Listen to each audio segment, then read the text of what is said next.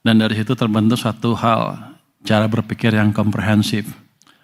Ditambah lagi prinsip yang konsisten, yaitu kerja keras, loyal, dan amanah. Nah, itu yang kemudian menjadi fondasi di Sekretariat Jenderal. Jadi yang kita lanjutkan hari ini sudah ada, arahnya sudah jelas, standarnya sudah ada. Dan di titik ini, estafet itu berpindah. Ini kalau saya anggapnya sebagai rotasi yang biasa aja. Itu proses yang biasa, nanti Pak Heru akan menempati posisi yang baru sesuai dengan perkembangan kondisi dalam beberapa bulan ke depan. Itu mau pensiun. Tuh Pak Rio mau pensiun tuh. Kita juga banyak kosong, posisi-posisi eselon 1 yang nanti kita bisa manfaatkan dengan pengisian orang-orang yang tepat gitu. Estafet tidak sekedar pindah orang, tapi memastikan kesinambungan kualitas. Saya pikir tadinya Pak Heru tuh kecil. Tapi saya bandingkan dengan Pak Robert, dia masih lebih tinggi rupanya. Masih unggul Pak. Dan Pak Robert Leonard Marbun, kalau kita lihat, juga datang dengan fondasi yang kuat. Beliau punya latar belakang akademik yang lengkap, hubungan internasional, policy analysis, sampai ekonomi. Dari sisi karir juga sama, pernah di pengawasan dan penegakan hukum, pernah memimpin wilayah, pernah di fungsi internasional, sampai kebijakan penerimaan negara. Jadi ini kombinasi lapangan, kebijakan, dan koordinasi. Ini penting, karena sekjen itu butuh orang yang ngerti operasional, mengerti kebijakan, dan bisa menyatukan semuanya. Tapi saya nggak tahu nih, Pak Robert kan kelihatannya serius banget. Kalau rapat bisa ketawa-ketawa nggak? Siapa? Nanti kita kalau rapat bawa kalkulator semua, serius sama dia. Siapa? Jadi Pak Robert nggak dari nol, tapi melanjutkan dengan kapasitas yang sudah terbentuk. Kalau lihat dari rambut sudah kelihatan, sepertinya dia lebih sering kena angin di depan. Artinya lebih biasa berpikir lah. Udah terbiasa berpikir lah. Sekarang kita lihat konteksnya. Global sedang tidak stabil, geopolitik sedang bergerak, harga komoditas fluktuatif. Kalau kita negara tetangga kita, BBM udah naik nggak kira-kira kan? Di sini Pak, dengan kepemimpinan orang-orang ini, kita bisa menjaga harga BBM di level yang sekarang tanpa membahayakan APBN. Jadi tim kita tuh jago, cuman di luar masih kurang dihargai ya. Kita masih kampanye tuh, kita jago dibanding negara-negara tetangga kita. Berarti timnya bagus sekali di sini. Dan pada waktu harga BBM naik ke level yang tinggi itu, saya diundang ke Kertanegara. Ditanya, kan kiranya waktu udah kacau harga minyak ini, wah itu pasti anggaran kacau nih. Ditanya sama Presiden, gimana APBN? Aman Pak. Oh aman. Kalau 100? Aman Pak. Sudah kita itu sampai 100 aman semua. Artinya ada tindakan-tindakan yang kita bisa jalankan untuk itu mengamankan itu. Dan itu belum terpublikasikan dengan baik ke media. Kayaknya saya hanya bicaranya saya separuh-separuh, kelihatannya mereka nggak banyak ngerti. Tapi nanti tugas Pak Marbun kan namanya, untuk memastikan itu lebih dipahami masyarakat. Jadi dengan keadaan yang seperti itu pun kita nggak pernah panik. Di luar kita tenang terus, walaupun kalau rapat panik sih. Tapi kita approach secara terukur. Nggak pernah ada angka yang aneh-aneh yang nggak bisa kita hitung. Saya di anggaran Pak Luki ya. Itu orang ITB nyasar. Nggak jadi pasti jago ngitung. Orang ITB kok pegang anggaran, sama menterinya. Elektor pegang Kementerian Keuangan, sama ngaconya kita.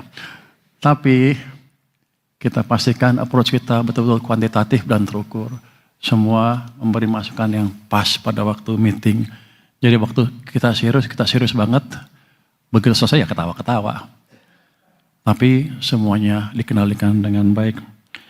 Kita pegang prinsip disiplin fiskal, kredibilitas APBN. Itu yang kita pegang mati-matian selama ini. Selama paling enggak 6 bulan terakhir ya. Karena orang-orang udah lihat nih, Purboyo mau bikin kesalahan apa katanya. Pasti tembus 3%. Tahunnya tahun lalu pun di bawah 3% kan. Kita publish berapa? 2,92. Aktualnya nanti di bawah itu lagi. Jadi kita jago juga rupanya. Dengan defisit di bawah 3%, tapi kita semua nih, kerja semua bisa membalik arah ekonomi ke arah yang lebih baik. Triwulan keempat tahun lalu, saya yakin triwulan pertama ini juga tumbuhnya lebih bagus lagi. Berapa Pak Febrio? Pak Febrio? Ya, cuma 5,5 loh. Berarti lu salah dong. Lu kan bilang Anda bilang 5,7 kan? Hah? Di luar bilang 5,7. Kalau ada di atas 5,5 lu potong bonus ya. Enggak. Jadi dengan kebijakan yang pas, dengan diskusi yang terus menerus, kondisi fondasi kita amat kuat. Itu yang bikin Pak Presiden agak senang. Gimana? Menteri Keuangan? Aman Pak. Kalau naik sini? Aman Pak. Kalau naik situ? Aman Pak. Jadi dia mikir, kok dia ngomongnya aman terus? Jangan-jangan dia ngitung. Kita bukan ABS ya. Kita semua terhitung, semua kita hitung dengan baik. Nggak ada yang main-main. Untuk pertumbuhan ekonomi, saya bukan mengandalkan fiskal aja tuh.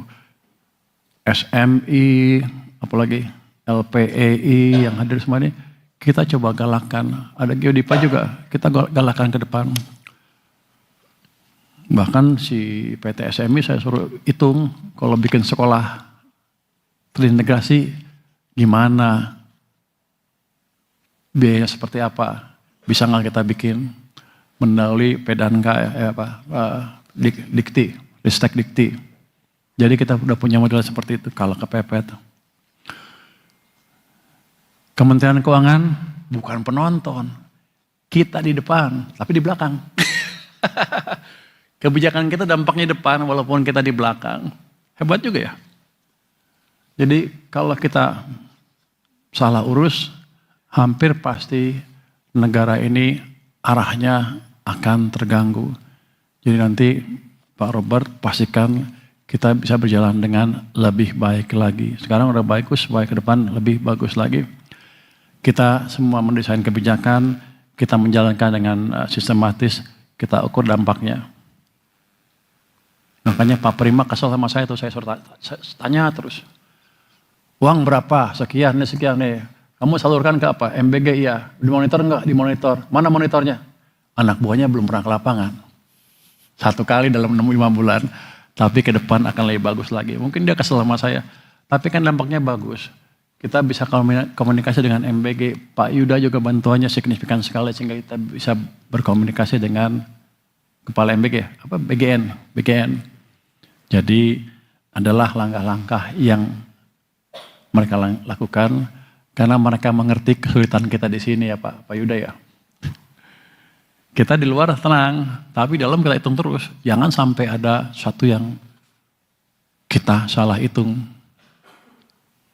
Jadi kalau orang bilang kita mau krisis 2 bulan, 3 bulan lagi, itu nggak benar. Kenapa? Semua yang mungkin sudah kita hitung di Kementerian Keuangan. Itu ada Pak Febrio tukang hitung, walaupun salah terus tadi. Ada Pak Yon juga ngitung pajak, Pak Luki, Pak Suminto, semuanya Pak Wamen. Lupa siapa? Pak Rio. Pak Rio banyak duit ya, tapi pelit dipegang terus. Tapi selalu berkontribusi positif dalam rapat sehingga kita bisa mengambil keputusan yang optimal. Jadi nanti semuanya mesti disadari bahwa APBN adalah shock absorber sekaligus engine. Shock absorber sekarang nih, ketika harga minyak dunia naik, kita serap di sini. Gara-gara itu BBM gak naik, sekarang popularitas pemerintah naik kencang sekali ke atas, popularitas presiden utamanya. Itu akan menambah komponen stabilitas di ekonomi kita. Itu kita perlu sehingga kita bisa fokus menjalankan program-program yang ada. Jadi shock absorber sekaligus engine itu harus balance keduanya. Dan balance itu tidak mungkin tercapai kalau kita kerja sendiri-sendiri. Udah bosan belum? Dengar gue ngomong, udah bosan? Banyak kan ngomong gak ya? Jadi kita semua harus terintegrasi.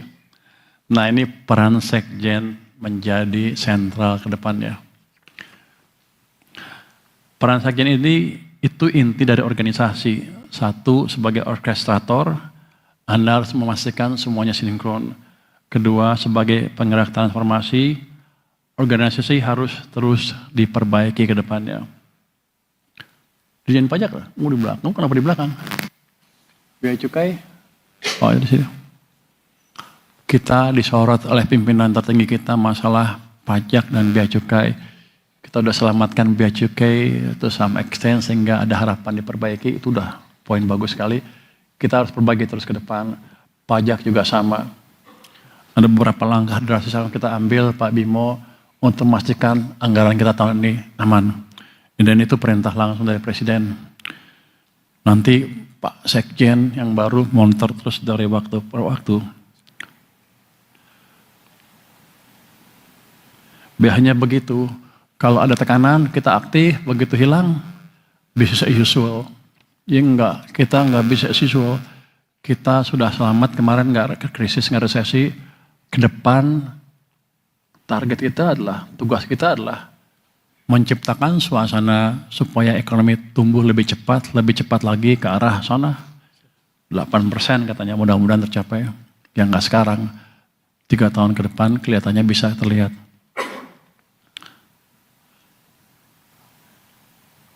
Yang ketiga, kita sebagai penjaga reformasi atau sekjen sebagai penjaga reformasi